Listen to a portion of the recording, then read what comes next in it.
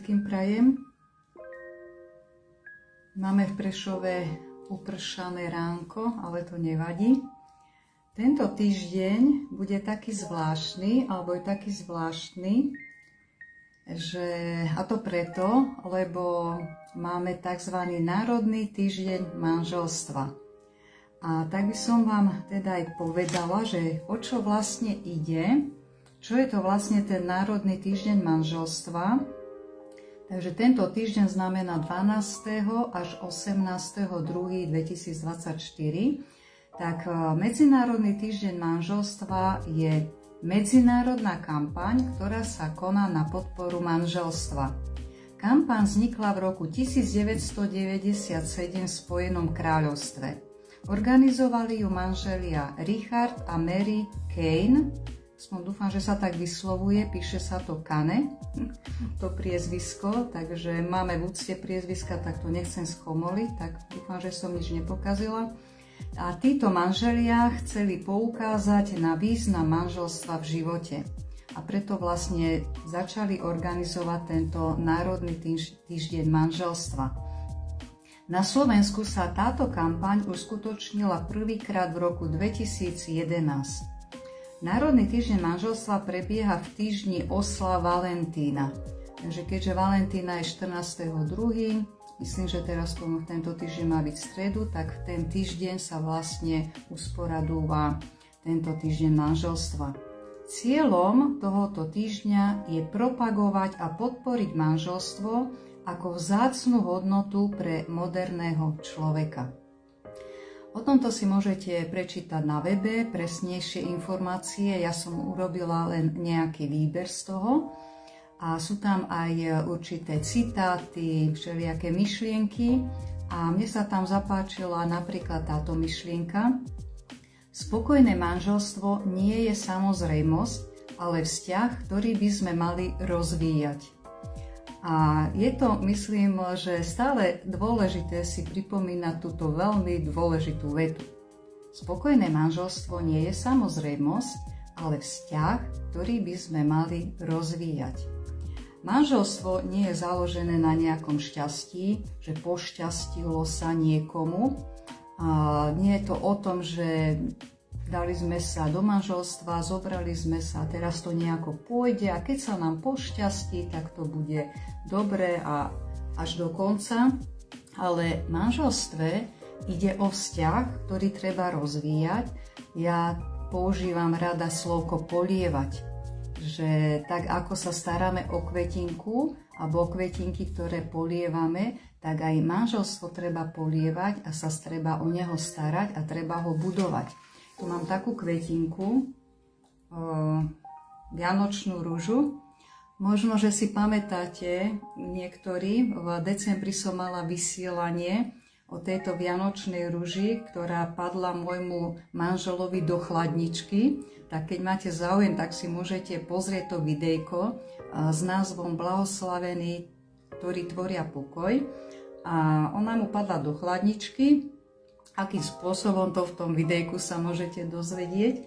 A zlomilo sa tam jedna taká časť a ja som myslela, že neprežije, ale dala som ju do vody, do pohára a pozrite sa, ešte žije od decembra. Tak som bola veľmi rada, aj som rada, lebo ja som myslela, že už to skončilo, no ale funguje to ďalej. A ja sa moc o kvety neviem starať, aj keď sa starám, priznám sa, ale ma to potešuje, že vlastne mi to, jak hovorím, nezdochlo, ale že funguje ďalej, že sa to rozvíja ďalej. Ale musela som to proste dať do tej vody, alebo čo tu mám, tieto listočky a kvety polievať. Keby som to nepolievala, tak by to nevyzeralo takto, ako to vyzerá. Možno by to vyzeralo krajšie, keby bol nejaký kvetinár alebo človek, ktorý sa viac rozumie do kvetov, ale ako viem, tak polievam a starám sa o to a záleží mi na tom kvietku. A takisto aj to manželstvo je také, alebo manželstva sú také, že treba ich polievať, treba sa starať ako o ten kvietok, pretože nejde len o to, ako som hovorila, že šťastné manželstvo len tak automaticky pôjde, ale musíme sa o to starať.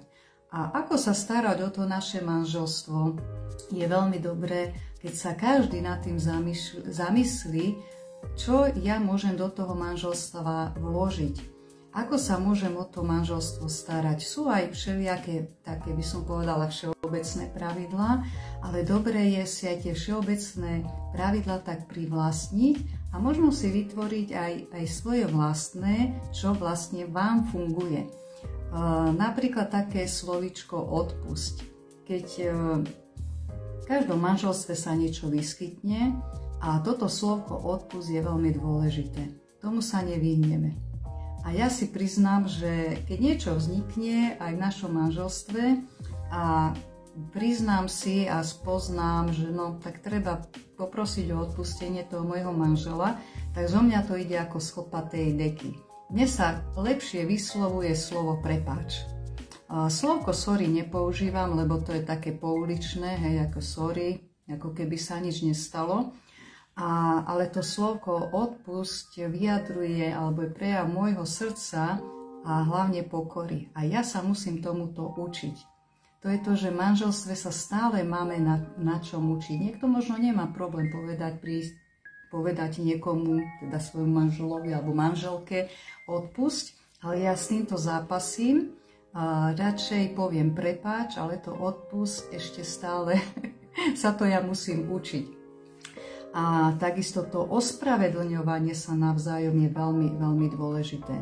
Bo v každom manželstve sa niečo stane alebo sa stáva a toto slovko je v úvozovkách zázračné. Samozrejme, že v manželstve je dôležité dôverovať Bohu, pretože manželstvo, ktoré je založené na Bohu, je úplne iné a inakšie napreduje. A my vieme, že manželstvo nie je výmysel človeka, že nie človek vymyslel túto ustanovizeň, ale nápad mal samotný Boh, ktorý povedal, že nech sú manželia spolu, nech muž a žena trávia takýmto spôsobom svoj život spolu. A to je od Pána Boha, preto základom manželstva má byť Pán Ježiš Kristus, má byť Boh, na ktorom potom zakladáme ďalšie a ďalšie veci. Je to ako keď dom, keď nemá základ, tak ľahko môže padnúť. Preto je veľmi dôležité, aby našim základom manželstva bol Pán Boh. A samozrejme modlitby. Spoločné modlitby, každý môže mať teda inú formu v tom manželstve, ale modlitby sú tiež veľmi dôležité. A to je to najdôležitejšie, ako môžeme v našom manželstve alebo to naše manželstvo rozvíjať a polievať. Alebo také zázračné slovíčko prosím a ďakujem. Učíme to deti, že je slušné nepovedať prosím a ďakujem, ale robíme to aj my vo svojich manželstvách. Keď niečo chceme povedať alebo poprosíme o niečo, daj mi to, hej. Daj mi to, ale slovko prosím ťa, môžeš mi to podať? Znie úplne inakšie. A môj manžel aj takto ku mne pristupuje. Prosím ťa, môžeš mi podať toto, môžeš mi podať tamto, môžeš urobiť toto. Takže to slovíčko prosím je veľmi dôležité a takisto slovko ďakujem. To slovko ďakujem vytvára zároveň aj takú radosť v tom manželstve. Keď som urobila guľaš v sobotu, tak manžel povedal ďakujem, veľmi dobrý guľaš si urobila. A keď to niekedy až tak nevyjde, aj tak poďakuje. Samozrejme, nevždycky veci výjdu. A ja mu takisto poďakujem, keď robí palacinky, robí veľmi dobré palacinky, tak mu takisto poďakujem. A je veľmi dôležité, aby toto slovíčko prosím, ďakujem nevymizlo alebo sa nevypárilo z toho nášho manželstva. My sme spolu 30 rokov a čoraz viacej, teda budeme teraz, ak Pán Boh dá, v apríli spolu 30 rokov a stále si musíme dávať pozor, aby niektoré tieto dôležité slovíčka z nášho manželstva nevymizli, lebo sú veľmi dôležité. Alebo veľmi dôležité je vedieť aj ktoré slovíčka nepoužívať. Takže ktoré používať a ktoré nepoužívať. Nepoužívajme, prosím vás, to chronické nikdy a vždy. ty si nikdy toto neurobil, alebo vždy sa tak správaš. To vynechajte, pretože to kazí. To je taký jedík, ktorý vlastne nič nevyrieši. Keď chceme riešiť vo svojom vzťahu niečo a dostaneme sa do nejakého adrenalínu a jazyk nám niekedy ide, že sa tak spustí, na ten jazyk si musíme dávať veľký pozor. Vyhýbajme sa tomuto slovičku nikdy a vždy, pretože to vie urobiť veľké rany na srdci. A samozrejme, ďalšia vec, ktorá je dôležitá, je obetovanie sa. Manželstvo, to nejde bez obetí, bez obete. Nevždycky svet je gombička a pre mňa je najťažšie sa obetovať, keď som unavená. Keď je človek hlavne večer unavený a treba dať čo dotiahnuť, tak toto urobí. A v tom vlastne je veľmi dobré, a čo u nás aj funguje, je dohodnúť sa, že kto to urobí, pretože naozaj ja si na tú únavu musím dávať pozor, lebo keď som unavená, tak už tá obeť až tak moc mi nejde. Takže každý z nás si môže dosadiť, že čo to znamená pre neho, to obetovať sa, ale je z toho potom aj veľmi krásne ovocie, keď sa obetujeme. Ďalej, učenie sa komunikácii, komunikovať, tak to je, myslím, na celý život. Učiť sa, ako komunikovať medzi sebou, lebo ako som hovorila, že už sme spolu 30 rokov, ale niekedy si nerozumieme v niektorých veciach, jeden niečo povie a druhý to inakšie pochopí a to sa stáva a nemusí to byť nejaká tragédia, ale veľmi dôležité je naozaj naučiť sa komunikovať a ako aj veci komunikujeme. Dôležité je takisto nerozkazovať si, nenariadovať, že zajtra pôjdeme tam. Úplne inakšie to vyznie, keď sa spýtam, mohli by sme ísť zajtra tam, alebo mohli by sme toto, mohli by sme tamto, a nepovedať, pôjdeme v sobotu na prechádzku napríklad, alebo pôjdeme, hej, ako keby som ja nariadovala niečo a zariadovala niečo. Veľmi dôležitá je tá otázka a aspoň u nás toto funguje v našom manželstve, keď sa pýtame to slovko, mohli by sme toto tak urobiť. A ešte ďalšia vec, čo je také polievanie tej kvetinky, mať nejaký spoločný čas, spoločnú záľubu. Ono to nemusí byť každý deň, ale spolu niečo vytvárať, možno nejaké hry alebo nejaká činnosť. My sme chodievali cez leto bicyklovať, potom mne sa nedarilo, tak nevždycky sa to podarí, alebo korčulovať.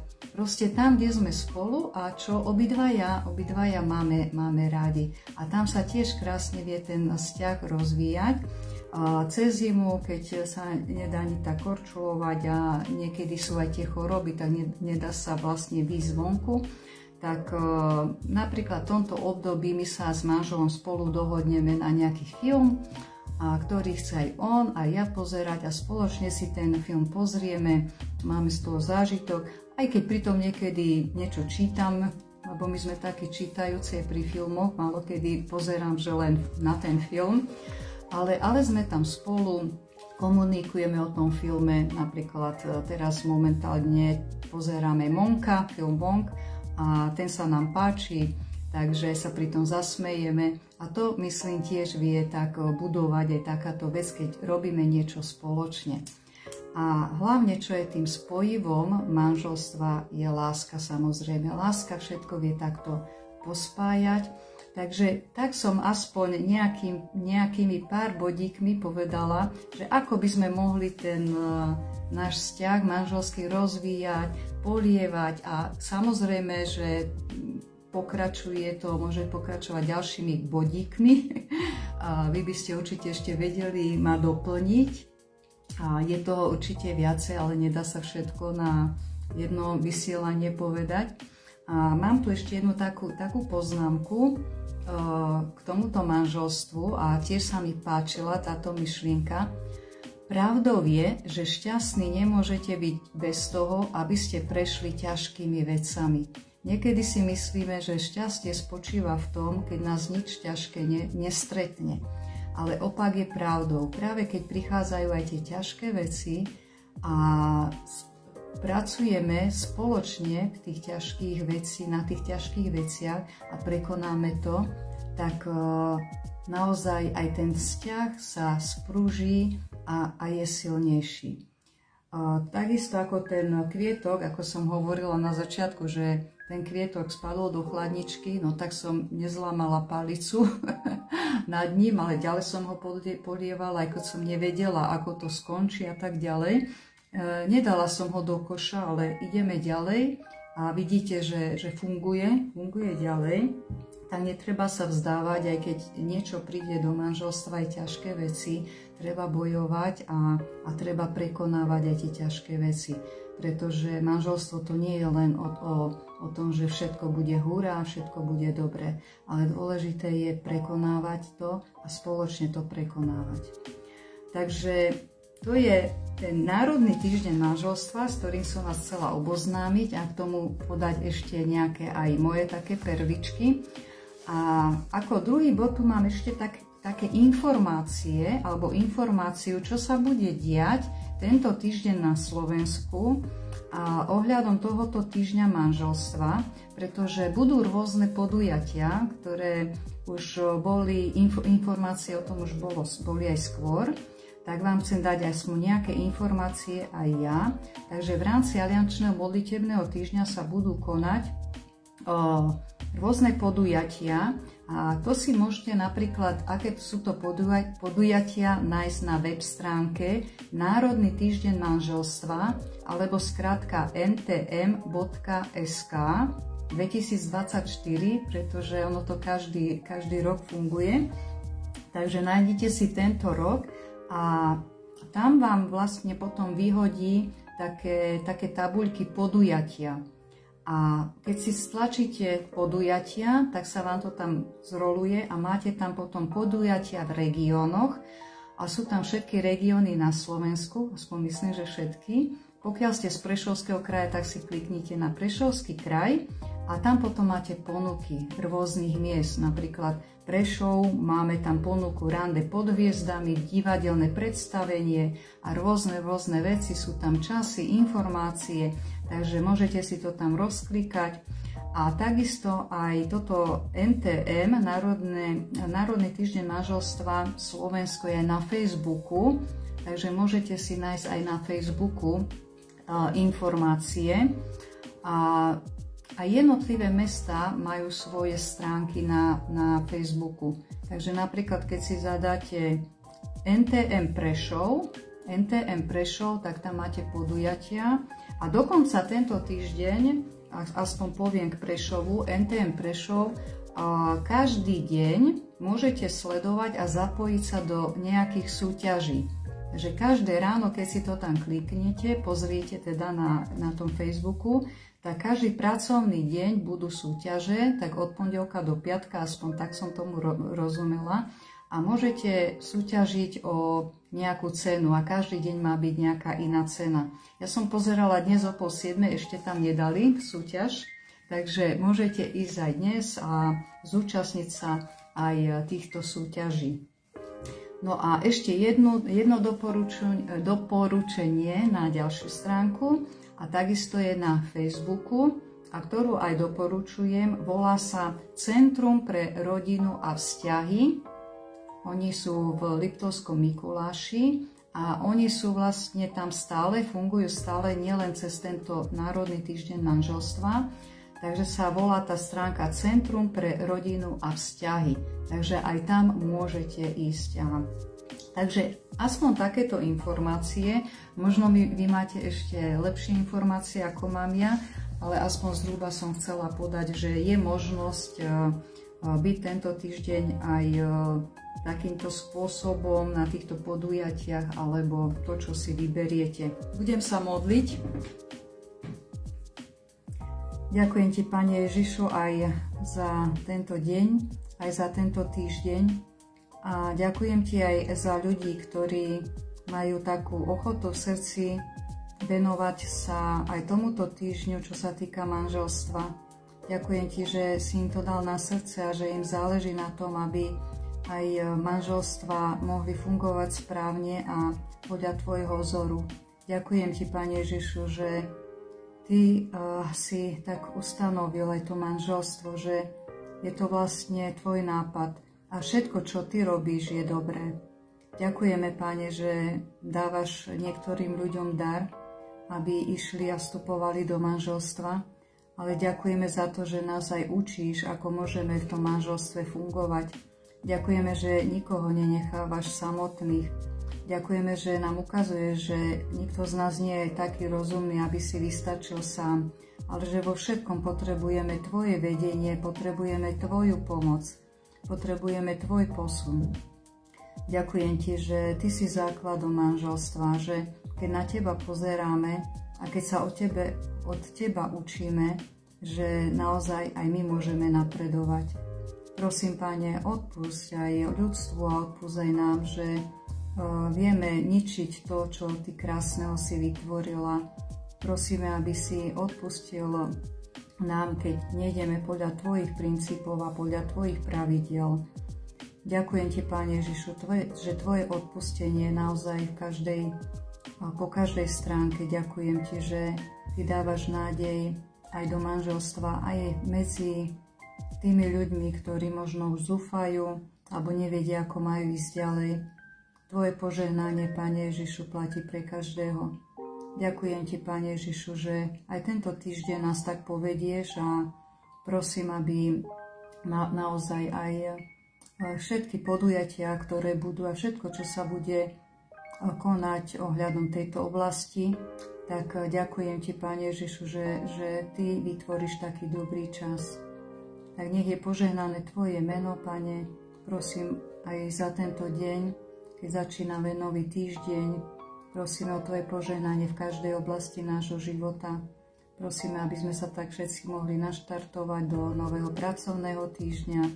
Prosím, ochraňuj deti v škole, robotníkov, pracovníkov, všetkých, Pane, v ich práci, študentov. Ďakujeme, Pane Ježišu, že dávaš ešte nádej pre tento svet. Prosím ťa za tých, ktorí Teba neveria, ktorí ťa neprijali ako Pána Spasiteľa, aby si klopal na dvere ich srdc, aby si im otvoril oči, aby mohli vidieť, Pane, že Ty si jediný zmysel života. Ďakujem, že Ty ešte túto nádej ľuďom dávaš. Amen. Amen.